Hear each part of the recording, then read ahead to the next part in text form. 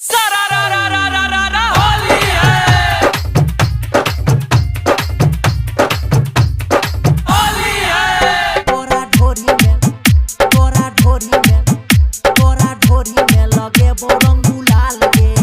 छोरी होलिया में लागो ही बवाल गे। छोरी होलिया में लागो ही बवाल गे। तोरा ढोरी में लगे बोरंग गुलाल गे। तोरा ढोरी में लगे बोरंग गुलाल गे। छोटा मटर जैसन गाल लाल लाल गे। तोरा ढोरी में लगे बोरंग गुलाल गे। तोरा ढोरी में लगे बोरंग गुलाल गे। डीजे क्रांति अखन अपने सब सुन रहल छी धर्मेंद्र सक्सेना। तोरा ढोरी में लगे बोरंग गुलाल गे। हे गे चढ़ल जवानी के महाजा उठई है। गलिया में लाल पियर रंगवा लगई है। हे गे चढ़ल जवानी के महाजा उठई है। गलिया में लाल पियर रंगवा लगई है। लहंगा चोली में लागो ही बवाल गे।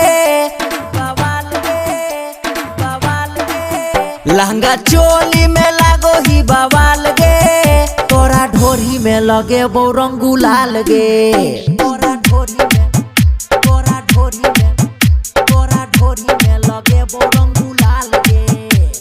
डीजे क्रांति डीजे क्रांति डीजे क्रांति तोरा ढोरी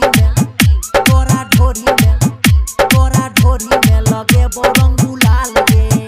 हे गे छोरा धर्मेंद्र के लंबा पिचकारी। ऊपर से नीचा देतो सब रंग ढारी। हे गे छोरा सक्सेना के लंबा पिचकारी। ऊपर से नीचा देतो सब रंग ढारी। राम सुदीन के बहन जो नमाल गे। छौरा असरफी के बहन जो नमाल गे। तोरा ढोरी में लगे बोरंग गुलाल गे।